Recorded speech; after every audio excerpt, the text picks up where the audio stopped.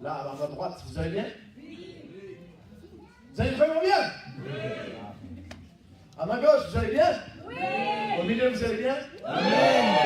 Est-ce qu'on peut acclamer le nom de Jésus-Christ le Créateur? Et puis ça crée des joies pour lui. Alléluia!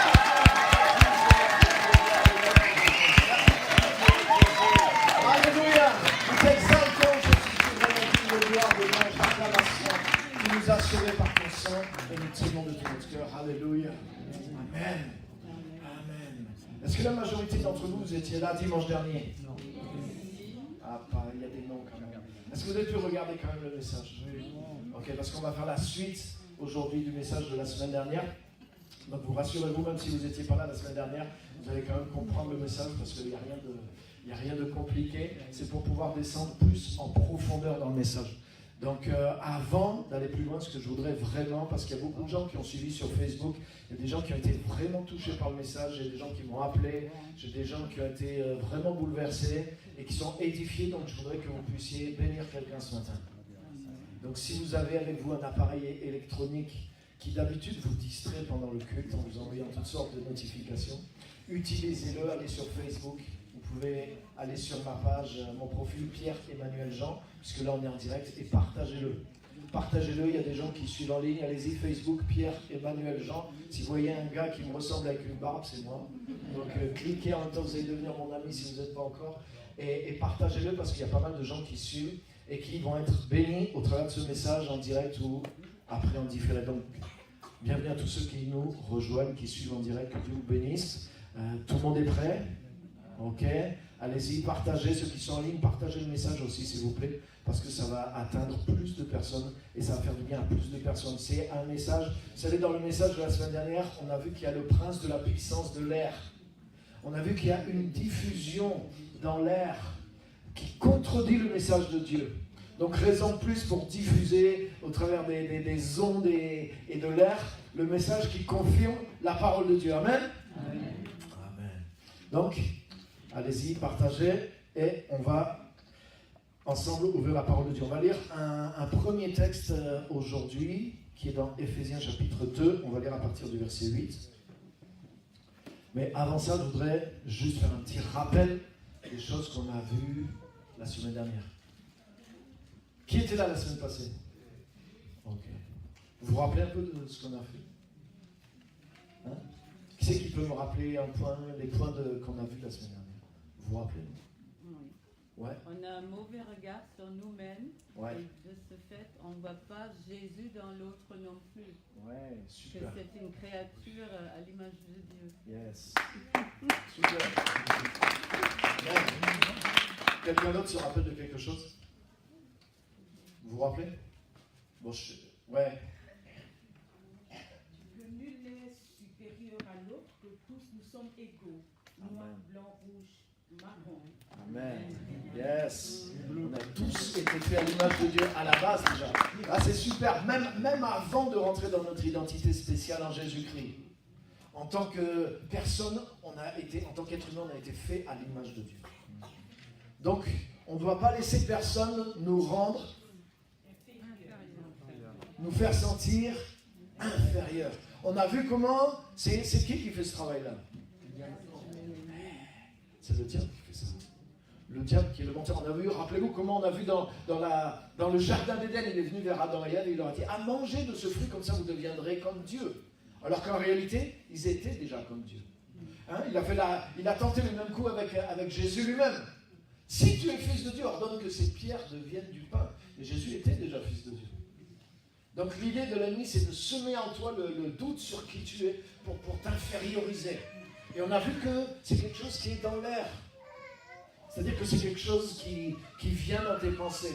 Le sentiment d'infériorité, le fait de te sentir inférieur, ne vient pas de Dieu. Dieu a créé l'être humain à son image et Dieu lui a donné la domination sur toute la création. Donc le sentiment que tu devras avoir, c'est de te sentir supérieur. Pas supérieur aux autres, parce que les autres aussi sont comme toi. Mais supérieur par rapport à ton environnement. Parce que c'est comme ça que Dieu nous a créés.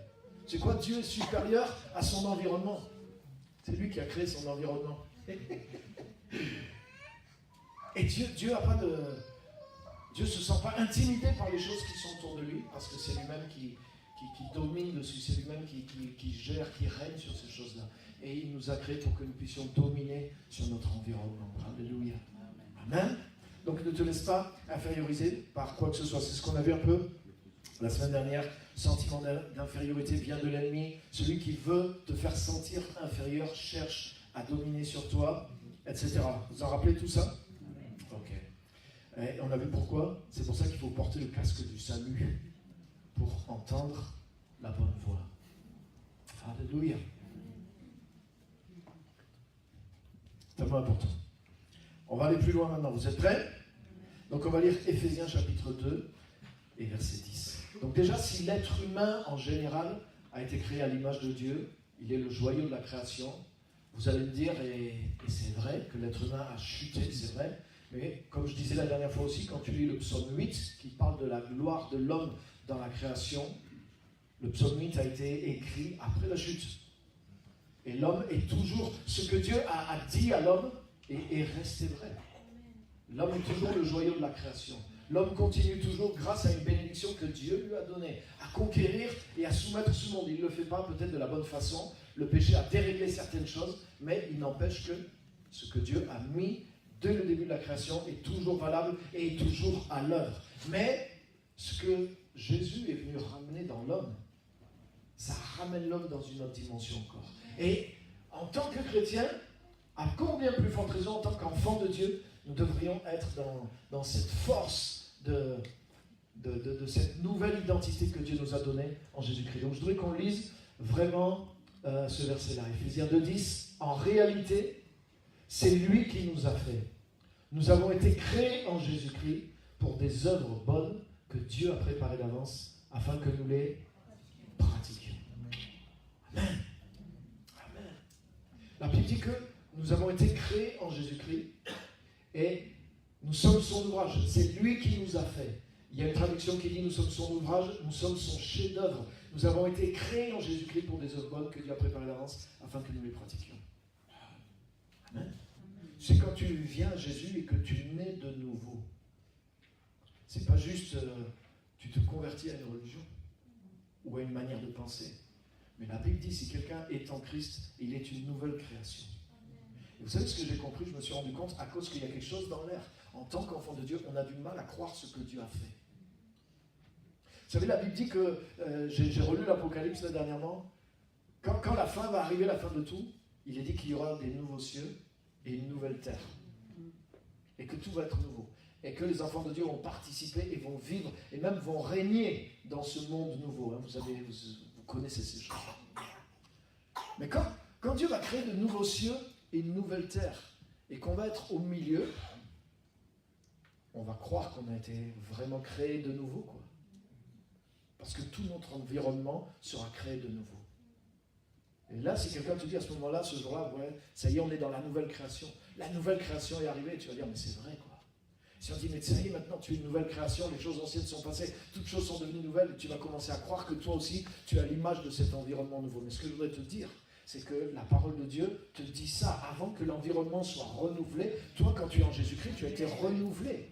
Tu n'as pas juste été bricolé, tu n'as pas été arrangé. Tu as été recréé. Il y a deux fois l'expression dans le Nouveau Testament. Ici, et 2 Corinthiens 5:17, si quelqu'un est en Jésus-Christ. Là, il y a une traduction qui dit si quelqu'un est uni à Jésus-Christ. Il est une nouvelle créature. Il est recréé. Il y a une traduction qui dit il est recréé. Alléluia. Alléluia. En tant qu'enfant de Dieu, quand tu es né de nouveau, là, tu es vraiment devenu quelqu'un d'autre. Et tu dois croire dans ce que Dieu a fait de toi. Tu dois croire dans ce que Dieu a mis à l'intérieur de toi. Tu dois croire, quand tu as vécu l'expérience de la nouvelle naissance, tu dois croire à la hauteur de la parole de Dieu. Attends pas de voir l'environnement changer. Attends pas de voir tous les changements que Dieu espère à l'intérieur de toi. Commence à croire dans ce que Dieu a déclaré. Parce que ce que Dieu a déclaré est vrai et il y a de la puissance. Et si tu crois dans ce que Dieu déclare, tu vas le voir s'accomplir. Alléluia. Et c'est une réalité. Nous avons été créés en Jésus-Christ pour des œuvres bonnes que Dieu a préparées d'avance afin que nous les pratiquions. Alléluia. Donc déjà, à la base, l'homme avait été créé à l'image de Dieu. Mais quand Jésus-Christ est venu, pour ceux qui sont rentrés en lui, ils ont été recréés encore. C'est-à-dire que tout ce que la chute a engendré dans l'homme, Jésus-Christ est venu pour nous nettoyer, Jésus-Christ est venu pour nous libérer, il est venu pour nous recréer à son image et pour des œuvres bonnes que Dieu a préparées d'avance pour qu'on puisse les appliquer. Donc, en tant qu'enfant de Dieu, on devrait vraiment avoir aucun complexe d'infériorité. Mais on devrait savoir qui nous sommes en Jésus-Christ. Mais ce que je me rends compte, c'est que ce n'est pas toujours le cas. L'humain était le joyau de la création divine. À combien plus forte raison, c'est quelque chose qui est vrai en Jésus-Christ. Alléluia. Dans le Nouveau Testament, il est dit que nous sommes comme les prémices de ces créatures. Nous sommes comme les premières de ces créatures en tant qu'enfants de Dieu. C'est puissant. Alléluia. Un autre point que je voudrais monter avec vous, c'est que quand tu comprends qui tu es en tant qu'être humain, quand tu comprends qui tu es en Jésus-Christ, tu commences à développer une mentalité d'abondance. Parce que dans le texte qu'on vient de lire, mais je me rends compte qu'il n'y a pas une seule place en haut de la montagne. Dieu nous a créés en Jésus-Christ pour des bonnes œuvres que Dieu a préparées d'avance pour nous. Ça veut dire que n'importe quelle personne qui est en Jésus-Christ, Dieu a un plan pour elle. Dieu a prévu et Dieu t'a équipé pour que tu réussisses dans le plan que Dieu a pour toi. En réalité, personne d'autre que toi peut mieux réussir que toi dans le plan que Dieu a pour toi. Donc tu n'as pas besoin de te battre contre personne, de peur que quelqu'un prenne ta place ou que tu prennes la place de quelqu'un d'autre. Tu n'as pas besoin de diminuer quelqu'un pour que tu deviennes quelqu'un. Jésus s'est diminué lui-même pour que tu deviennes quelqu'un. Jésus a fait une place pour chaque être humain qui est en lui. Chaque être humain même qui est sur la terre. Alléluia. Tu sais, les gens qui se battent les uns contre les autres, les peuples qui se battent les uns contre les autres pour prendre ce qui est aux autres ou pour dominer, c'est qu'ils n'ont pas compris ce que Dieu a fait. Ils n'ont pas compris qui Dieu est et le potentiel qu'il y a dans l'être humain. Il y a un potentiel de succès dans chaque être humain qui est sur cette planète. Et quand tu es en Christ, ce potentiel-là, il est surnaturel. Il est surnaturel. Dieu nous a recréés en Jésus-Christ pour des œuvres bonnes qu'il a préparées d'avance afin que nous les accomplissions. Ma course à moi, c'est d'accomplir les œuvres bonnes pour lesquelles Dieu m'a créé. C'est tout. Et mon but, c'est d'être le meilleur dans cette course-là. C'est d'accomplir ce que Dieu m'a demandé de faire. C'est ma course. Et j'ai ma place. Dieu m'a tracé une route. J'ai une montagne, moi, à gravir. Et Dieu veut que j'aille au sommet de cette montagne. Mais toi aussi. Toi aussi. Toi aussi. Toi aussi. Toi aussi. Toi aussi. Chacun d'entre nous. Si tu comprends ça, mais tu es content quand les autres avancent pour conquérir leur propre montagne. Tu sais que il n'y a plus de jalousie qui est possible. Quand tu comprends ta valeur, quand tu comprends le plan que Dieu a pour chacun d'entre nous, mais tu comprends qu'il n'y a pas de jalousie. Que la jalousie est une bêtise. Chacun court sa propre course. Chacun doit accomplir la propre mission que Dieu lui a donnée. Dieu nous a recréés en Jésus-Christ, chacun d'entre nous, pour des œuvres que Dieu a préparées d'avance afin que nous les pratiquions. Alléluia. L'apôtre Paul disait, moi je cours ma propre course. Je cherche à remporter le prix. Il disait les autres, courez votre course. On doit courir la course, mais moi je cours ma propre course. Je ne peux pas courir votre course. Vous ne pouvez pas courir ma course. Tu ne sais pas où je suis dans ma course. Ça ne sert à rien de te comparer aux autres. Peut-être il y en a qui ont commencé plus tôt. Peut-être il y en a qui ont commencé plus tard. L'important, c'est quand tu commences à regarder comment les autres courent, tu commences à moins bien courir toi-même. Tu as remarqué? Si tu veux bien courir, tu dois être concentré. Tu n'as pas trop le temps de regarder qu'est-ce que les autres font, qu'est-ce qu'ils ne font pas. Est-ce qu'ils font bien? Est-ce qu'ils ne font pas bien? Est-ce qu'ils courent mal? Est-ce qu'ils courent bien? Ce n'est pas ton problème. L'important, si toi tu veux gagner la course, tu dois être concentré sur ta propre course. Alléluia. Tu sais quoi? Dieu a une mentalité d'abondance. Dieu a une mentalité d'abondance. Il y a une place pour chacun en haut de la montagne. Mais chacun doit courir pour sa propre course et pour sa propre montagne. Alléluia.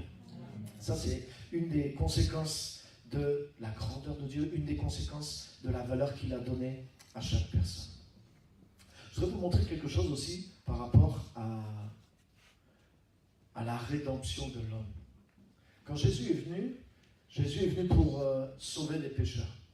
Le péché est rentré dans le monde et le péché a abîmé, a corrompu, a tordu le plan que Dieu avait au départ.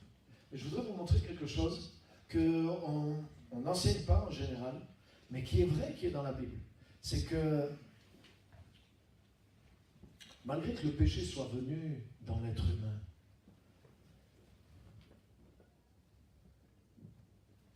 Dieu n'a pas renié la valeur de l'être humain. Et je voudrais qu'on lise Luc chapitre 15. On va lire Luc chapitre 15 ensemble. Je voudrais vous montrer quelque chose. Le fait que le péché soit venu dans l'humanité ne veut pas dire que l'être humain a perdu sa valeur. Il a perdu la direction dans laquelle il devait aller. Mais il n'a pas perdu sa valeur.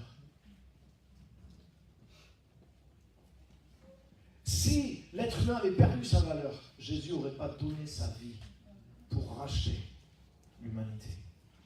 Tu n'investis pas dans quelque chose qui n'a plus aucune valeur. Hein? Quand tu as une voiture que tu l'as amenée au bout, hein, ça m'est arrivé combien de fois, des voitures, je l'amène au garage, 350 000 km, le garagiste il dit, ah ouais là, vu la panne qu'il y a, c'est fini. Parce que réparer cette voiture va te coûter beaucoup plus que ce que vaut la voiture. Il vaut mieux racheter une autre voiture. Hein, ça vous est déjà arrivé? Mais Jésus n'a pas fait ça. Jésus n'a pas dit au Père, non, vaut mieux recréer. Vaut mieux tout effacer et refaire quelque chose d'autre. Non, Jésus a dit, je vais descendre et je vais racheter ce qui est perdu. Je vais récupérer ce qui a été perdu. Ça veut dire que déjà ça a de la valeur. Et ça veut dire qu'une fois que ça a été racheté, ça a en plus la valeur du prix de la vie de Jésus-Christ. Alléluia. Alléluia. Le prix que tu mets pour acheter quelque chose révèle la valeur de la chose que tu as achetée.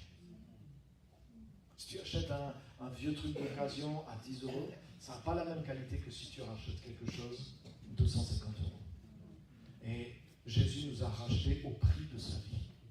Ça veut dire que déjà nous avions de la valeur. Et ça veut dire que maintenant, nous avons cette valeur-là, plus la valeur que Jésus lui-même a payée pour nous. En tant qu'enfant de Dieu, on doit comprendre la valeur qu'on a.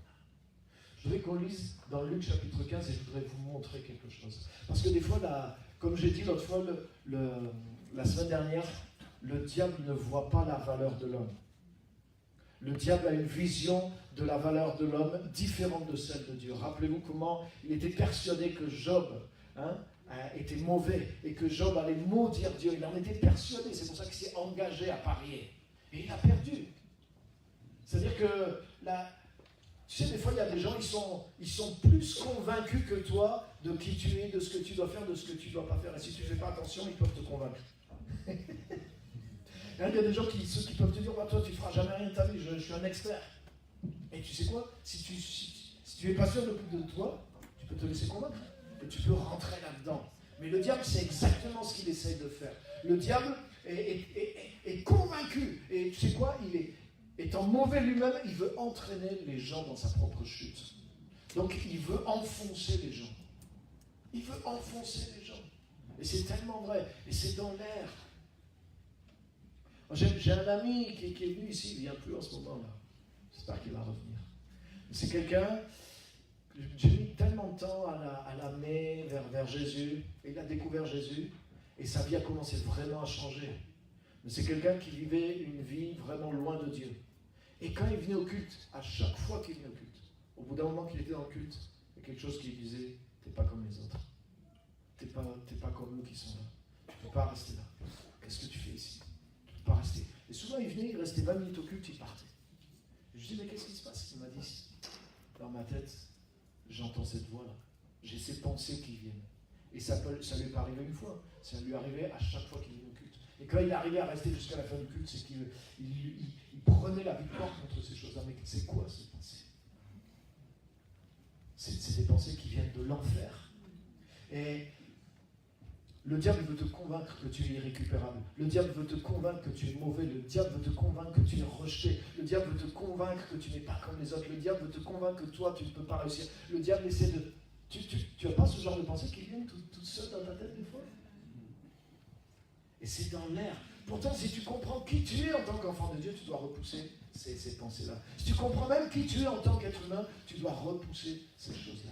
Et je dois vous montrer quelque chose, c'est que non seulement le diable ne voit pas l'homme tel qu'il est, c'est-à-dire tel que Dieu le voit, tel que Dieu l'a fait, mais la religion ne voit pas non plus l'homme tel qu'il est et tel que Dieu l'a fait. Et des fois, dans les églises, on a une vision de l'être humain et de celui qui vient à Dieu, et des fois, on appuie sur lui comme le diable le ferait. Je voudrais vous montrer ça. On va lire Luc chapitre 15 à partir du verset 1er et on va avancer dans tout le chapitre. Tous les collecteurs d'impôts et les pécheurs s'approchaient de Jésus pour l'écouter déjà. C'est pas mal ça. Les collecteurs d'impôts, ils n'avaient pas une bonne réputation. Et les pécheurs, c'est ceux qui vivaient une vie ouvertement immorale et qui étaient considérés par les gens bien et religieux comme non fréquentables. Mais Jésus touchait ces gens-là et ces gens-là aimaient Jésus. Et les pharisiens, donc eux, c'était des gens religieux et les spécialistes de la loi, pas les avocats, hein, spécialistes de la loi de Moïse, donc des érudits de la parole, ils murmuraient en disant: cet homme Jésus accueille les pécheurs et mange avec eux. Alors il leur dit cette parabole. Si l'un de vous, je voudrais juste faites attention, vous allez voir dans le chapitre 15, il y a 3 paraboles. 3 paraboles où Jésus dit la même chose, où il veut nous dire la même chose de façon différente. Et vous allez voir quelque chose d'extraordinaire. Si l'un de vous a 100 brebis et qu'il en perd une, ne laisse-t-il pas les 99 autres dans le désert pour aller à la recherche de celle qui est perdue jusqu'à ce qu'il la retrouve? Donc ça veut dire, tu sais quoi, pour Jésus, une brebis qui prend le mauvais chemin, ça ne fait pas d'elle un bouc, ni un loup, ni un cafard, ni un serpent. C'est toujours une brebis, sauf qu'elle est égarée. Et lui-même, ce qu'il dit, c'est qu'il faut laisser les 99 autres qui ne sont pas égarés pour aller chercher celle qui était perdue. Lorsqu'il l'a retrouvée, il l'a mis avec joie sur ses épaules. Et de retour à la maison, il appelle ses amis et ses voisins et leur dit: réjouissez-vous avec moi, car j'ai retrouvé ma brebis qui était perdue. Amen. De même, je vous le dis, il y aura plus de joie dans le ciel pour un seul pécheur qui se repent que pour 99 justes qui n'ont pas besoin de changer d'attitude. Alléluia. Ça veut dire quoi? Ça veut dire que cette brebis, elle était perdue, mais elle a conservé la même valeur. C'est toujours une brebis, hein? Sauf qu'elle n'est plus dans la bonne direction. Ce qui compte, c'est la ramener dans la bonne direction. Mais ça ne fait pas d'elle une sous-brebis. Et une fois qu'elle est revenue au milieu des autres, il ne faut pas qu'elle-même, elle se mette une... Ah ouais, moi je suis la brebis galeuse. C'est moi la 100e. Et il y a des gens qui font ça. Ils reviennent à Christ, ils viennent dans l'église, et des fois ils traînent un truc sur eux pendant... Ah, c'était moi la 100e. C'est à cause de moi que le berger a dû quitter le troupeau pour aller me chercher. Moi je suis la brebis galeuse. Mais tu sais, cette pensée-là, c'est le diable qui essaie de la mettre sur toi. Parce que le berger, lui, il a dit quoi? Est-ce qu'il a dit tu es la brebis galeuse? Non, il a dit, il a manqué. Il a été chercher la brebis et lorsqu'il l'a pris sur ses épaules, c'est-à-dire même quand il était loin encore, juste dans le chemin de retour, il avait la joie, il était content, il était satisfait de cette brebis-là. Et il dit, il y a même plus de joie dans le ciel pour un seul pécheur qui se repent que pour les 99 autres. Donc ça veut dire quoi? Tu n'es pas la brebis galeuse, tu es la brebis qui a donné le plus de joie dans le ciel quand tu as permis à Jésus de te prendre sur tes épaules et de te ramener à la bergerie. Si tu veux porter une marque, porte celle-là. Alléluia. Maintenant, regarde la deuxième parabole, qui dit toujours la même chose. Ou bien, hein, donc vous voyez, c'est le même thème, mais je vous donne une autre histoire. Si une femme a 10 pièces d'argent, c'était une grosse somme. C'est l'épargne. On pourrait dire que c'est l'épargne d'années et d'années de travail. C'est pas 10 euros. Une pièce d'argent, ça représentait des milliers d'euros. C'était vraiment l'épargne de toute une vie et de toute une famille. Ou bien si une femme a 10 pièces d'argent et qu'elle en perde une, ne va-t-elle pas allumer une lampe, balayer la maison et chercher avec soin jusqu'à ce qu'elle la retrouve?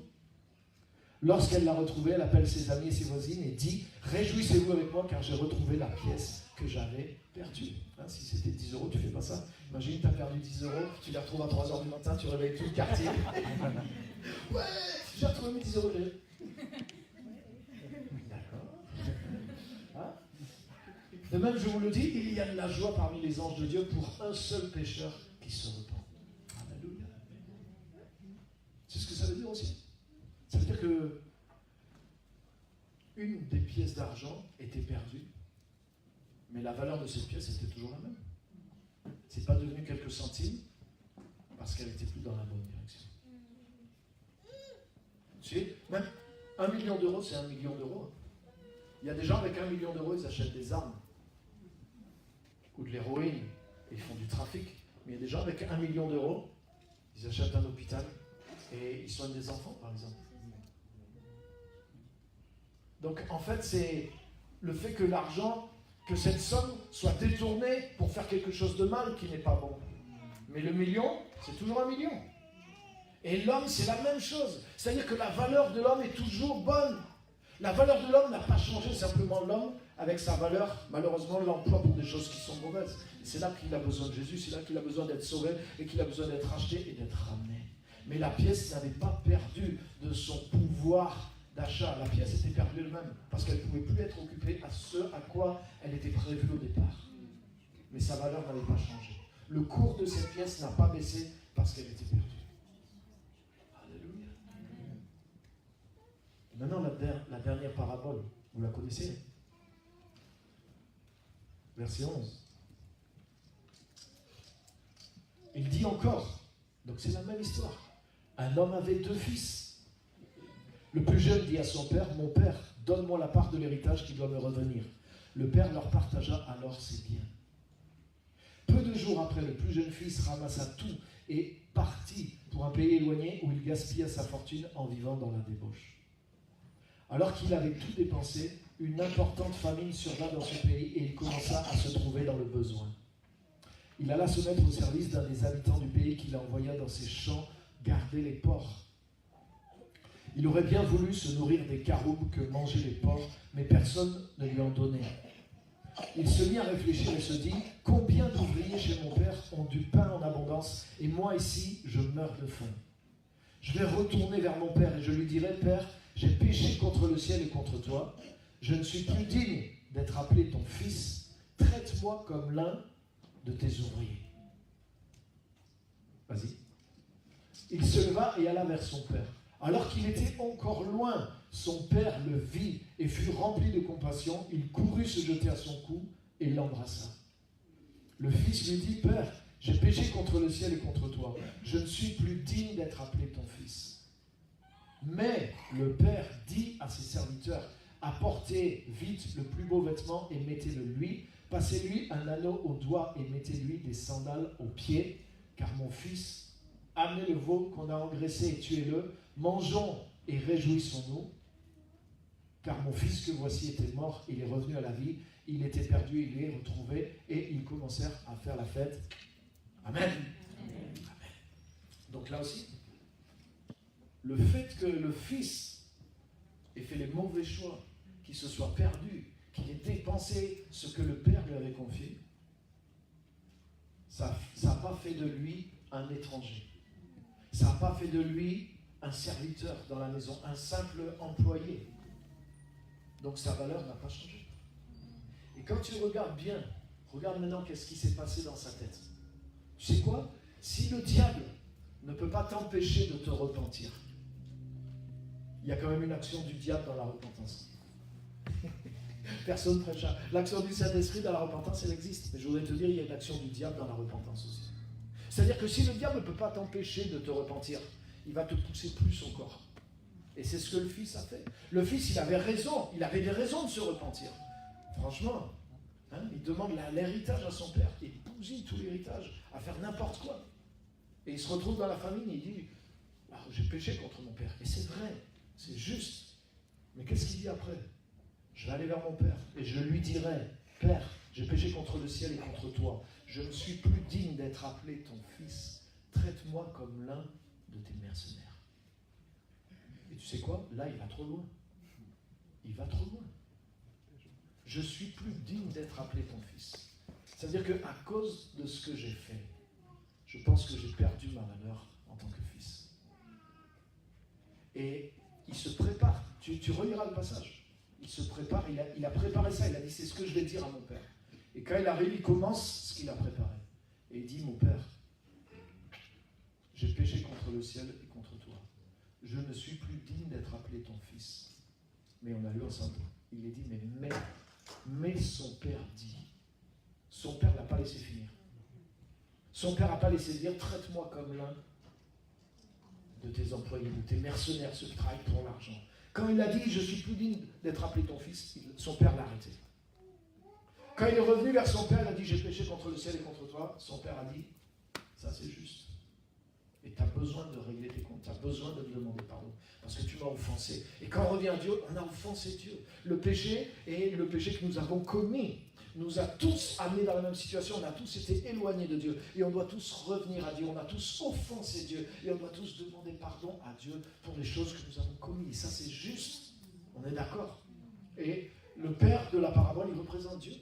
Et le père a laissé faire, il a dit ça c'est juste. Mais quand le fils a dit, je ne suis plus digne d'être appelé ton fils, et il allait continuer, traite-moi, le père a arrêté. Ça veut dire ça c'est plus juste par contre. Ça c'est l'action du diable dans la repentance. Que tu rentres par terre. Mais combien il y a de chrétiens qui disent, moi il m'est arrivé ça. Ouais, je sais, Dieu m'a pardonné, mais par contre, c'est fini maintenant. Moi, je ne me ferai plus confiance. Ou alors, je ne me donne plus le droit de faire telle ou telle chose. C'est vrai ou c'est pas vrai? Je ne suis pas pour le divorce, hein, mais il y a des chrétiens qui ont divorcé des fois, c'est arrivé. Et des fois, il y a des chrétiens, pour eux, le divorce, c'est le blasphème contre le Saint-Esprit. Quoi. Ils pensent qu'ils ont commis le péché impardonnable. Et du coup, il m'est arrivé ça. Bon, ben maintenant, peut-être je peux rester encore un peu chrétien, mais par contre, non, je ne ferai pas ça, je ne ferai pas ça, je ne ferai pas ça. Ou j'ai commis telle chose, je pense que ça c'est tellement abominable, parce que la Bible dit ça c'est abominable, ça c'est abominable. Alors oui, peut-être Dieu m'accepte dans l'église, par contre, toi et moi, je ne pourrai jamais accéder à ça, je ne pourrai jamais accéder à ça, je ne pourrai jamais faire ça, et jamais je ferai ça avec ma vie, parce que j'ai été trop loin dans le mal. Mais qui t'a dit ça? Qui t'a dit ça? Tu vois ce que je veux dire? C'est-à-dire que le Saint-Esprit te convainc de péché et il y a un brisement qui se produit dans ton cœur. Et quand le diable ne peut pas empêcher ça, il veut empêcher que tu te relèves. Il veut empêcher que tu serves Dieu. Il veut empêcher que tu prennes ta place de fils et de fille dans la maison du Père. Alors il te pousse plus loin. Il n'a pas pu t'arrêter? Alors il te pousse plus loin. Descends jusqu'en bas. Traite-toi comme un employé. Traite-toi comme un mercenaire. Ne deviens pas un fils dans la maison. Crois pas que Dieu va t'accepter si facilement. Crois pas que c'est trop facile. Crois pas que Dieu va te confier quelque chose maintenant, à cause de ce que tu as fait. Je ne sais pas si ça parle à quelqu'un. Mais il y a des chrétiens qui vivent dans une condamnation que Dieu ne leur a pas imposée. Il y a des gens qui ont fait des erreurs avant de se convertir et qui, maintenant qu'ils sont devenus chrétiens, eux-mêmes ils se sont mis sous un joug que Dieu ne leur a pas donné. Mais il y a aussi des chrétiens qui ont fait des erreurs en tant que chrétiens et qui ne se pardonnent pas les erreurs qu'ils ont faites en tant que chrétiens. Je voudrais te dire, mon ami, si vraiment tu t'es repenti de tes erreurs, même en tant que chrétien, est-ce que le sang de Jésus-Christ fait une différence entre les péchés de chrétiens et les péchés de non-chrétiens? Oui ou non? Est-ce que c'est écrit le sang de Jésus efface les péchés des non-chrétiens, mais pas ceux des chrétiens? C'est écrit ça dans la Bible? Non, c'est pas écrit. Et tu sais quoi? Le sang de Jésus a coulé avant que toi et moi on soit chrétiens. Le sang de Jésus a effacé nos péchés avant même qu'on soit nés.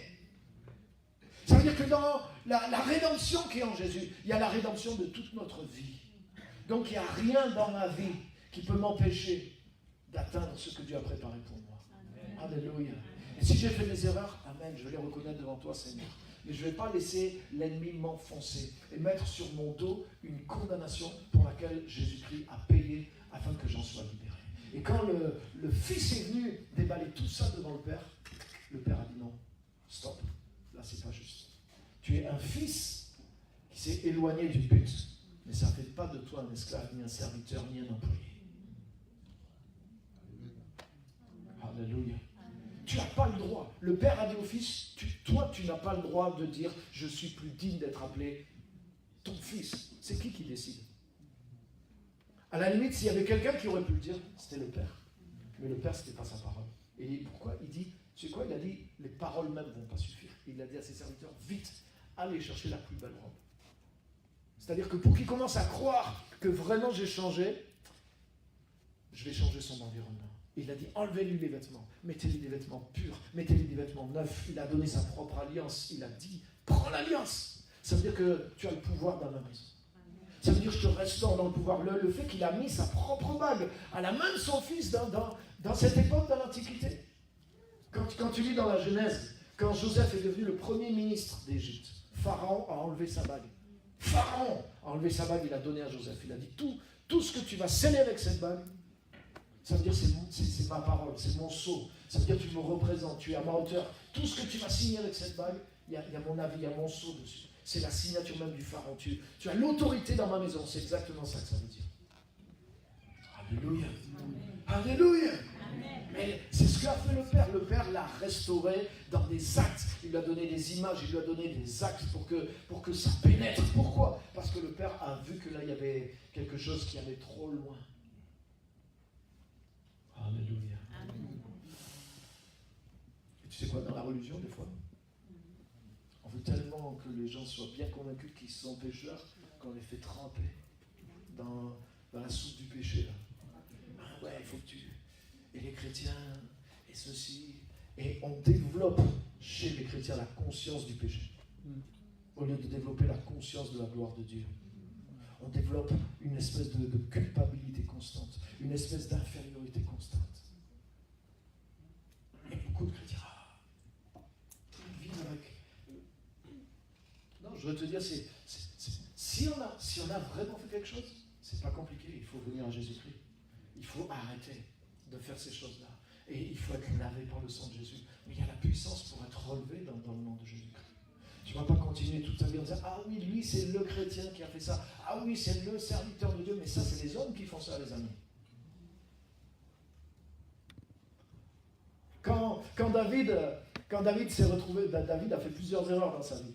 Et il avait fait une erreur quand il a fait le dénombrement. Et Dieu lui a dit « Tu as fait une bêtise. À cause de ça, il y a des conséquences à tes choix. » Et Dieu lui a dit « Choisis avec quel bâton tu vas te faire battre. » Hein? Ouais, il a dit, je te propose ça, je te propose ça, je te propose ça. Et il y avait un sur les 3 choix où c'était Dieu directement qui allait agir. Et David a dit, non, je préfère tomber dans ta main, plutôt que dans les mains des hommes. Parce que Dieu lui avait dit, choisis si tu veux la guerre, tu vas tomber dans la main de tes ennemis. Choisis telle chose et tu vas être entre mes mains. Et c'est moi qui vais te corriger. Et David a tout de suite dit, non, je veux tomber dans les mains de Dieu. Parce que toi, je sais que tu es compatissant. Je sais que si je tombe dans les hommes ne me feront pas de cadeau. Mais tu sais quoi?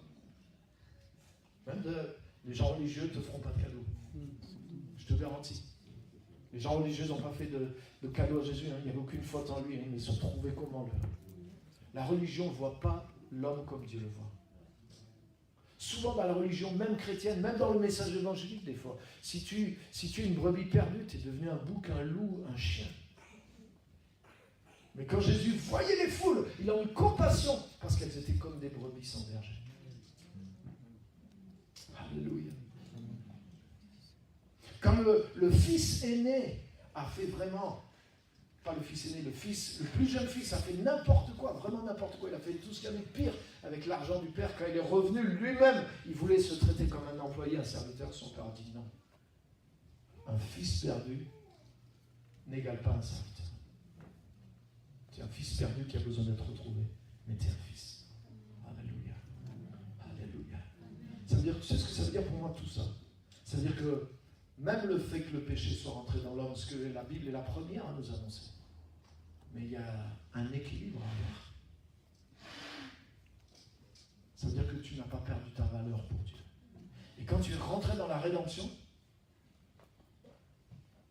tu n'es pas un sous-homme, tu n'es pas un sous-chrétien ou une sous-chrétienne, ou peut-être quelqu'un qui a de l'espoir.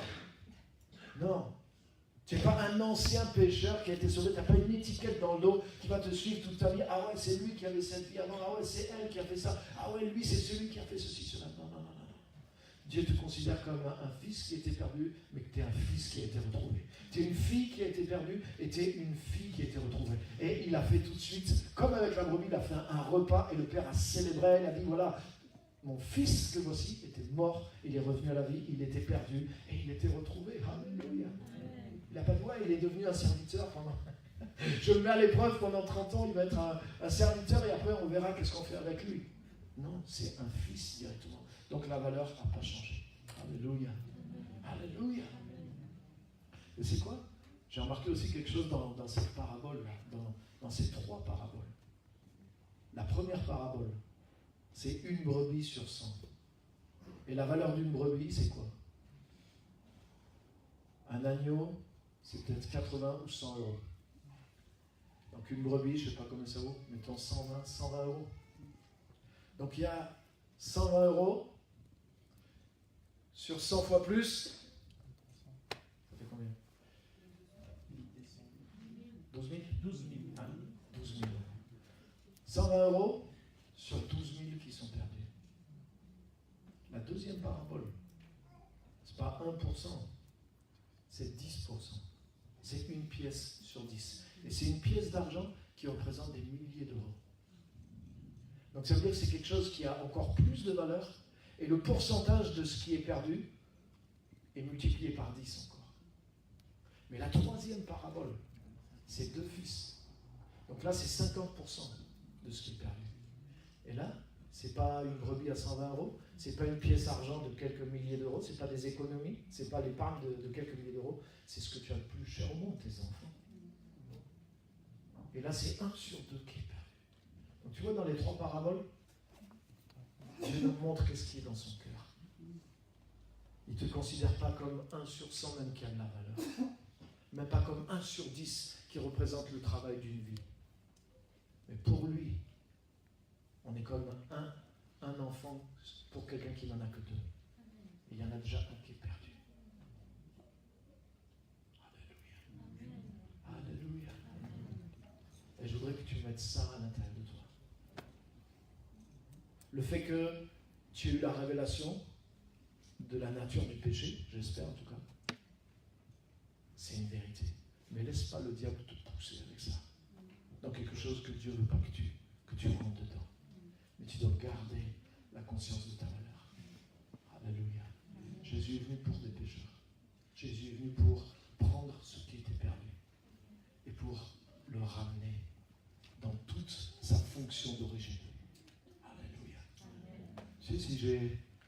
Je ne vais pas faire l'exemple là parce que je risque de vous provoquer. Mais si je prends un billet de 50 euros, un beau billet tout neuf qui sort de la banque, il faudrait que j'ai quelqu'un dans l'église, par exemple, qui travaille à la Banque de France, qui a un beau billet tout neuf, on ne sait jamais, ça pourrait arriver. Et il a un beau billet tout neuf qui est comme s'il sort du repassage. Mais je prends ce billet, je le mets ici, par terre, je froisse ce billet, je marche sur ce billet, je crache sur ce billet. Tu sais quoi, si je sors avec et que je vais acheter mon pain, mon billet vaut toujours 50 euros. Peut-être la boulangère va dire... Mais elle va me rendre la monnaie sur 50 euros. Vrai ou pas? C'est la même chose pour notre vie. Pourquoi le diable s'attaque à l'humanité? Parce que le diable ne peut pas attaquer Dieu directement. Pourquoi le diable veut rabaisser l'homme à ses propres yeux et aux yeux de tout le monde? Parce que le diable voit Dieu dans l'humanité. Et le diable voit Dieu dans les chrétiens. Encore plus. Parce que l'image de Jésus-Christ est restaurée dans celui qui croit en lui. L'Esprit de Dieu vient reconstruire en toi la gloire de Dieu, l'image de Jésus-Christ lui-même. Alléluia. Donc le diable attaque Dieu là où il peut. Dans l'homme. C'est pour ça qu'il est venu dans le jardin d'Éden. Ah, Dieu a-t-il réellement dit? Non, mais Dieu sait que ça pue la jalousie. Dieu sait que si vous mangez ça, vous serez comme lui. Autrement dit, il ne veut pas reconnaître même que déjà, il y a la gloire de Dieu dans cette créature-là. mais il le sait au fond de lui. Et c'est ce qu'il a de la haine. Il hait l'homme, parce que l'homme représente Dieu. L'homme est à l'image de Dieu. L'homme a la gloire de Dieu sur lui. Alléluia. Et même l'homme, s'il est fort, il est ingénieux dans le mal. Tu sais quoi, même cette intelligence pour faire le mal, c'est une étincelle qui vient de Dieu. Parce que c'est Dieu qui a mis l'intelligence, pas pour qu'il fasse le mal, mais l'intelligence avec laquelle l'homme est capable de faire le mal, c'est encore la trace de Dieu qui est dedans. Et quand Dieu, par le Saint-Esprit, nous convainc de revenir vers lui, de nous repentir, et qu'on va mettre notre vie à son service, le diable vient encore à terre pour dire il n'a pas envie que l'image de Dieu se reconstruise à l'intérieur de toi. Donc il veut que tu te traites en dessous de ce que le Père veut te traiter. Et quand le Fils est revenu à la maison, le Père a arrêté tous les commentaires négatifs. Il a dit non, c'est bon. Tu as demandé juste pardon pour ce qu'il fallait. Maintenant, tu es un fils, tu es une fille. Viens à la maison, retrouve ta place, retrouve ton but, retrouve ta capacité, retrouve toute la richesse que j'avais pour toi à l'origine. C'est exactement ce que Dieu fait avec chacun d'entre nous. Alléluia. Alléluia. Je voudrais qu'on se lève, on va terminer par la prière.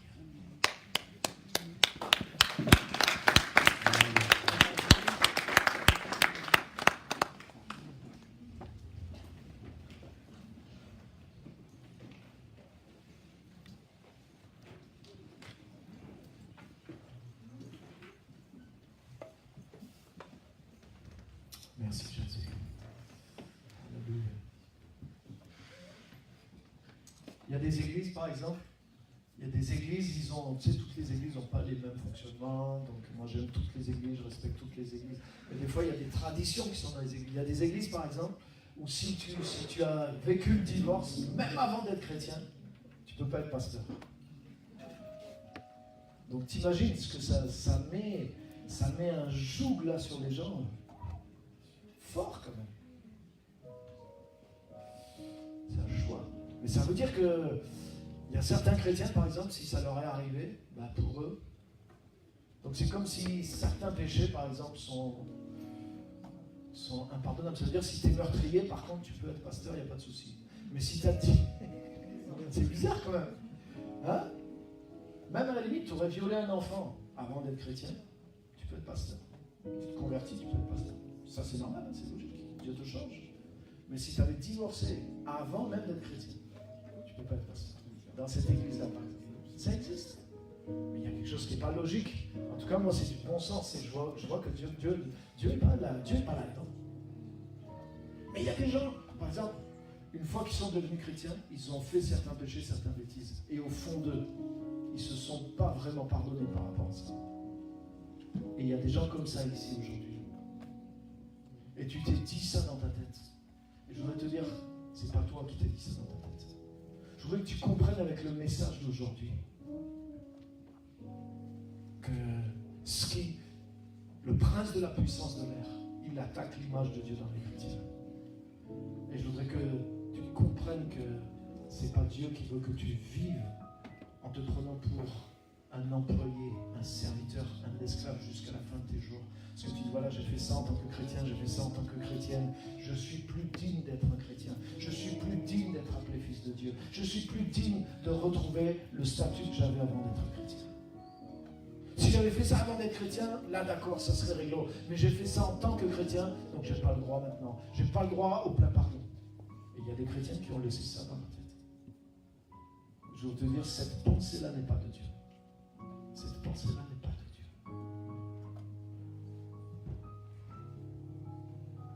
Et je voudrais que tu te libères de ça.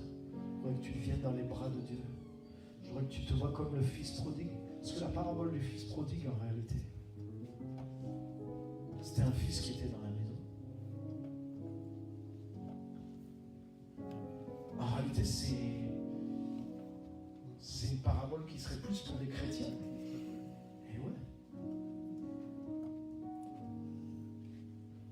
Parce que moi, avant de connaître Jésus-Christ, j'ai jamais connu le Père. J'ai jamais connu la maison du Père. J'ai jamais connu les richesses de la maison du Père. J'ai connu celle qui assure toute l'humanité. Ouais, j'avais la vie, la santé, des choses comme ça, mais je n'ai pas connu vraiment la maison du Père. Mais le fils prodigue, c'est quelqu'un qui a tout connu et qui a trahi son Père. Mais quand il est revenu, il a eu un plein pardon. Le Père n'a pas dit, toi, avec tout ce que tu savais, jamais tu aurais dû faire ça. Donc je ne peux pas te pardonner. Tu as raison, tu es plus digne. Tu seras un... Non. C'était un fils de la maison. Et il a fait l'erreur. Et Dieu l'a rétabli comme un fils de la maison. Donc ça doit te parler en tant que chrétien.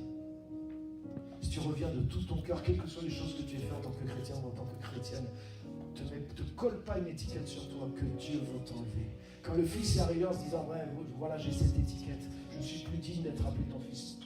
Le Père a dit non. Et le Père a mis notre étiquette sur lui. Il a mis d'autres vêtements, il a mis la bague, il a mis toutes ces choses, comme j'ai dit tout à l'heure. Il a collé l'étiquette de fils pour que ça pénètre à l'intérieur de lui. Alléluia. C'est bon que tu te repentes si tu as été chrétien et que tu t'es éloigné de Dieu, c'est une bonne chose. Mais laisse pas le diable te pousser en dehors des bras de Dieu, en dehors du pardon, en dehors de la réconciliation, en dehors de la restauration. Parce que Dieu veut te restaurer. Alléluia. Je voudrais qu'on lève nos mains dans la présence de Dieu. Alléluia. Je voudrais qu'on remercie Dieu pour son amour, pour sa grâce, pour qui il est, pour la restauration qu'il veut nous amener. Et je voudrais aussi qu'on retrouve l'estime que Dieu a pour nous, qu'on puisse comprendre que même si nous nous sommes égarés, pour Dieu, nous n'avons jamais été dévalués, nous n'avons jamais perdu notre valeur. C'est comme une valeur mais qui est sortie des mains de Dieu et sur laquelle Dieu a pleuré, sur laquelle Dieu a envoyé des gens pour nous, pour venir nous chercher. Et c'est cette valeur quand Dieu la retrouve, comme cette femme qui retrouve la somme qu'elle avait perdue, elle retrouve exactement ce qu'elle avait perdu parce que Dieu sait notre valeur, Dieu sait qui tu es, Dieu sait ce que tu vaux, Dieu sait qui t'aime, Dieu sait ce qu'il peut faire avec ta propre vie parce qu'il a prévu des bonnes œuvres écrites d'avance pour toi, pour que tu puisses les accomplir. Et tu as toujours la même valeur, toujours le même potentiel, sauf que tu as été dépensé ces choses dans quelque chose qui était loin de Dieu. Mais si tu reviens à lui, tu n'as pas perdu ta valeur. Toute ta valeur va être retrouvée et va fleurir au bon endroit, va produire du fruit au bon endroit.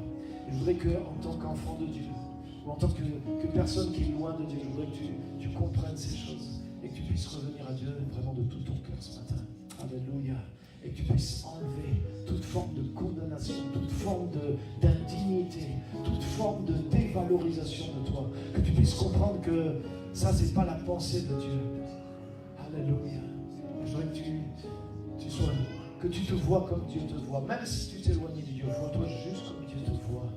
Et reviens pleinement dans toute la hauteur, dans tout ce que Dieu veut faire pour toi.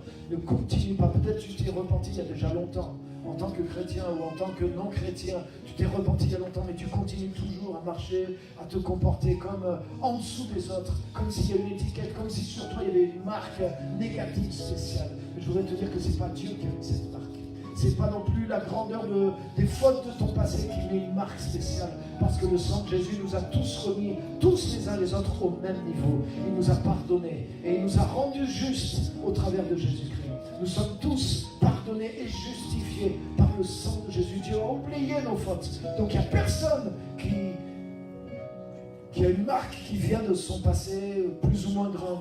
On a tous la marque du sang de Jésus et la justice de Dieu qui est sur nous les uns et les autres.